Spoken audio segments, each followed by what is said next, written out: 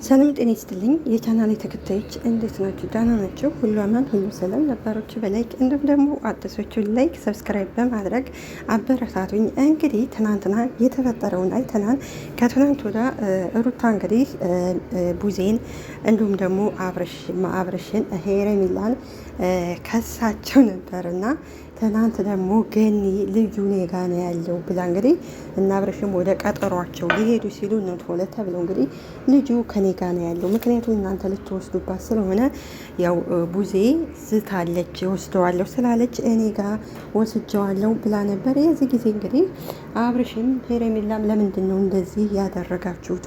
ስለዚህ ከመጀመሪያውም ልጁ እናንተ ጋ ነው ያለው። አሁን ተመካክራችን የመጣችሁት አሁን ቀጠሮ አለና ወደ ቀጠሯችን መሄድ አለብን ከሳችሁ ነው ሲባል እንግዲህ ገኒም እንግዲህ እኮ ለሱ እኮ ነው እንዳትሄዱ ነው እኔ ልጁን ይዤ የመጣሁት እንጂ መቅረት ላለማንጣት እችል ነበር ስትል እንግዲህ ከዛ ሲከራከሩ እንግዲህ በመጨረሻ ላይ እንግዲህ ሂዱ መሄድ ትችላላችሁ፣ እምቢ አላችሁ፣ እኛም እኮ ቡዜ የፈከረችበት ወስደዋለሁ እያለች ይሄ ማስረጃ አለን ሲሉ እንግዲህ አብርሽና ሄረሚላ ጥለዋቸው ይሄዳሉ።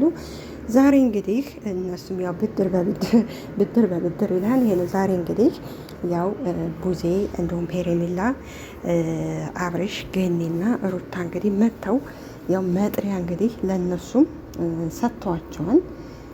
ግን ባይካሰሱ ደስ ይለኝ ነበረ እውነት ለመናገር ከሆነ ያው ከሰው ስህተት ከብረት ዝገት አይጠፋም እና ባይካሰሱ ያው አንድ ሰው መጥፎ ሲሰራ እኛ መጥፎ ሳይሆን ጥሩ ነገር ነው መመለስ ያለብን እንጂ ባይካሰሱ ቢያንስ ወልደዋን አላደለ ያው ቤተሰብ እኮ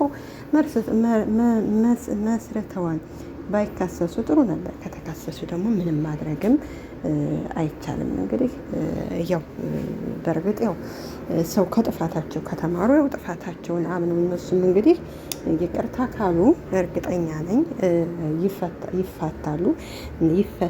ግን ከዚህ በላይ ባይሄዱ፣ ከዚህ በላይ ጭቅጭቅ ባይሄዱ፣ ከዚህ በላይ ሁሉም የየራሳቸውን ህይወት እኛ ቢኖሩ ደስ ይለናል። ምክንያቱም ለሩታ የማይሆን ተስፋ እየሰጧት እንትን ከሚሉ ይኑሩ በቃ።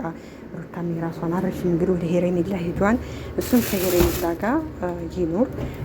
ስለዚህ እንዳልኳችሁ እኔ ብዙ ጊዜ እናገራለሁ፣ ያው የወለደ ባልና ሚስት እኮ ልጅ ስላለ በግድ አይኖርም፣ ይወለዳል፣ እንትን ይላል፣ ያው ይለያያል። ያው የሰው ልጅ ያኔ ምንድነው የሚባለው? እንወለዳለን፣ እናድጋለን፣ ምን እንላለን። ያው ሞት ሲደርስ ደግሞ ወደማይቀርበት እንሄዳለን አይደለ?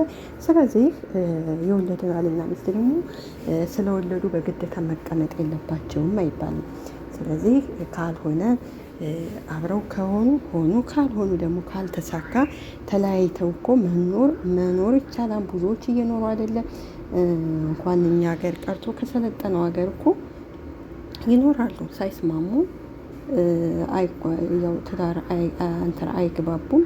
ትዳር ስለማይግባቡ በመጨረሻ እንግዲህ ተለያይተው ሴቷም የራሷን ህይወት ወንዱም የራሱን ህይወት ምናልባት ሴቷ ልጆቹ እሷ ጋር ከሆነች እሷ ልጆቹ ከሚስቲቱ ጋር ከሆነች ታሳድጋለች። ሚስቲቱ ባልም እንግዲህ ለልጆቹ ሲል ይረዳል።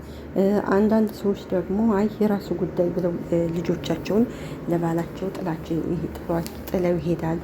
ባልም ደግሞ እንደ እናት እንደ አባቱ ነው የሚያሳድጉ እኮ አሉ። ጀግና አባቶች፣ ጀግና እናቶች። እንደዛ መሆን ነው ያለበት እንጂ። ስለዚህ አብርሽ ወደ ሄረሚላ ከሄደ ሩታ አብርሽን ብትወደውም የአብርሽ ደስታ ሊያስደስታት ይችላል። ስለዚህ ወደኋላ ባይመለስ ለመጀመሪያው ስህተት ሰርተዋል። ስህተት ከተሰራ በኋላ እንደዛ መሆን የለበትም እና ምን ለማለት ፈልጌ ነው ሴቶችዬ፣ ወንዶች ደግሞ ያዙነ፣ ባካችሁ ያዙነ፣ በደንብ ተንከባከቡነ ሲሏችሁ በደንብ አድርጋችሁ ተንከባከቧቸው። ከሄዱ በኋላ ደግሞ ሌላ ህይወት ሲጀምሩ ኑ ተመለሱ አትበሉ። በቃ እንዳልኳቸው ህይወት ይቀጥላል። ህይወታችሁን እናንተም ኑሩ፣ እነሱም ይኑሩ ነው የምለውና ሩታን ወደኋላ አትመልሷት።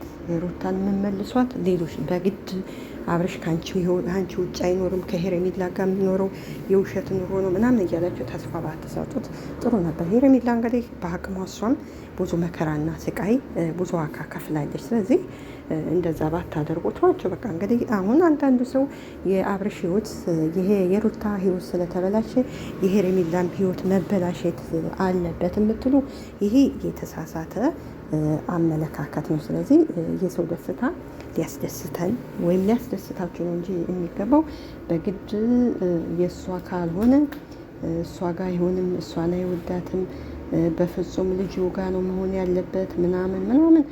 ያው በልጅ ጃማ አይተህ ብላ ይባል የለ። ለማንኛውም ላይክ ሰብስክራይብ አድርጉ።